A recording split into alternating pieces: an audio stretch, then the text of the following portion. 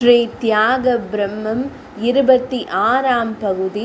மனமுருக வைக்கும் ஸ்ரீ தியாக பிரம்மத்தின் கீர்த்தனைகளால் ஈர்க்கப்பட்டு காலப்போக்கில் அவரை நிறைய சீடர்கள் தேடிக்கொண்டு வர ஆரம்பித்தனர். அப்படி வந்தவர்களாலேயே ஸ்ரீ தியாக பிரம்மத்தின் பரம்பரை உருவாக்கப்பட்டு இன்று வரையில் தொடர்ந்து வந்து கொண்டிருக்கிறது என்றால் அதில் எள்ளளவும் ஐயமில்லை. இன்றைய தலைமுறை சுவாமிகளின் இந்த சீடர்களுக்கு மிகவும் கடமைப்பட்டிருக்கிறது என்பதை கூறியே ஆக வேண்டும். ஆம், ஸ்ரீ தியாகராஜ சுவாமிகளின் நேரடி சீடர்கள் மற்றும் சீடர்களின் பரம்பரையினர் மூலம்தான் இன்று நாம் பாடுகின்ற பல அற்புதமான கீர்த்தனைகள் நமக்கு கிடைக்க பெற்றுள்ளன. அப்படிப்பட்ட முதன்மையான மற்றும் புகழ்பெற்ற சீடர்களை குறித்து இப்பொழுது நாம் அறிந்து கொள்ளலாம். பாலாஜாபேட்டை வெங்கட ரமண பாகவதர். இவர் ஸ்ரீ தியாகராஜ சுவாமிகளுடன் சுமார் 30 ஆண்டுகள் உடனிருந்து அவரது படைப்புகளை பனை ஓலைகளில் ஆவணப்படுத்திய மிக முக்கியமான சீடர் ஆவார். ஏறத்தாழ 700க்கும் மேற்பட்ட கீர்த்தனைகள் அழிந்து போகாமல் இன்று நமக்கு கிடைப்பதற்கு இவரே முக்கிய காரணமாவார். சுவாமிகள் சித்தியடைந்ததும் அசூயை கொண்டவர்கள் சிலர் சுவாமியின் ஓலைச்சுவடிகளை எல்லாம் காவிரி ஆற்றில் வீசி எறிந்தனர். வெங்கடரமண பாகவதரால் அதில் பாதியை மட்டுமே மீட்டெடுக்க முடிந்தது. மீதியை மற்ற சீடர்களின் உதவியோடு அவர்கள் வாயால் பாட பாட சுமார் 3 ஆண்டு காலம் இவர் ஏடுபடுத்தினார் என்பது செவிவழி செய்தியாக இருக்கிறது. எந்தரோ மகானுபாவுலு போன்ற அதி அற்புதமான கீர்த்தனைகளை இன்று நாம் செவிமடுத்து ஆனந்தம் கொள்வதற்கு இவருக்கே நாம் நன்றி கடன் செலுத்த வேண்டும். இவரது குரு பக்திக்கு சான்றாக ஒரு சம்பவம் கூறப்படுகிறது. ஒரு சமயம் தஞ்சை மன்னன் சுவாமிகளின் கீர்த்தனைகளை செவிமடுக்க ஆசை கொண்டு வெங்கடரமண பாகவதரை அழைத்து, ஒரு கீர்த்தனைக்கு 100 பொற்காசுகள் தருகிறேன், எனக்கு சுவாமிகளின் சில கீர்த்தனைகளையாவது பாடி காட்டுங்கள் என்று கேட்டுக்கொண்டாராம். அதற்கு பாகவதர், குருநாதரின் கீர்த்தனைகள் விற்கக்கூடிய சரக்கு இல்லை.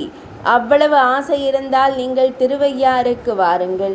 சுவாமிகளின் சன்னதி முன்னே அமர்ந்து எத்தனை கீர்த்தனைகள் வேண்டுமானாலும் இலவசமாகவே பாடி காட்டுகிறேன் என்று பதிலளித்தாராம்.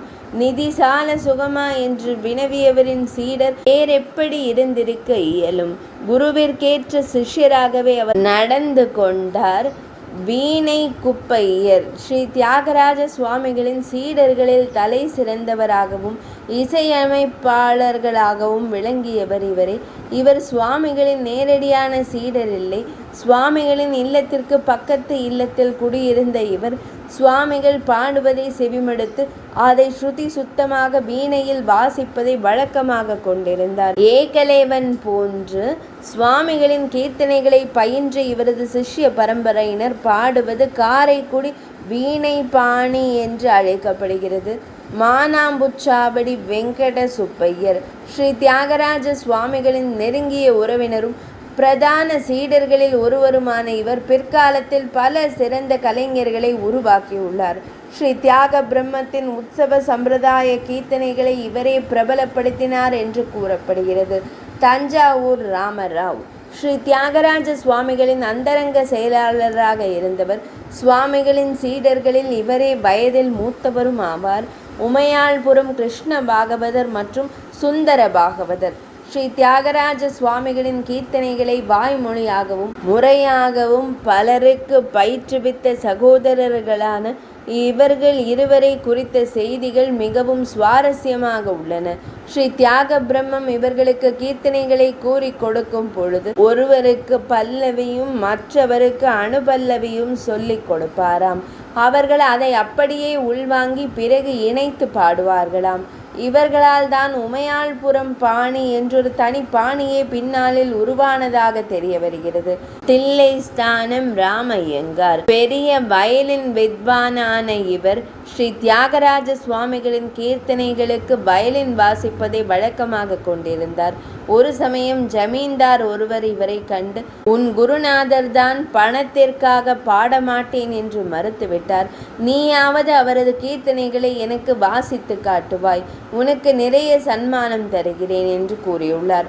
அக்கணமே ராமையங்கார் தமது வயலினை அவர் கண் எதிரிலேயே உடைத்து போட்டுவிட்டு, என் குருநாதர் பாடாத சபையில் என் வயலின் மட்டும் ஒலிக்குமோ?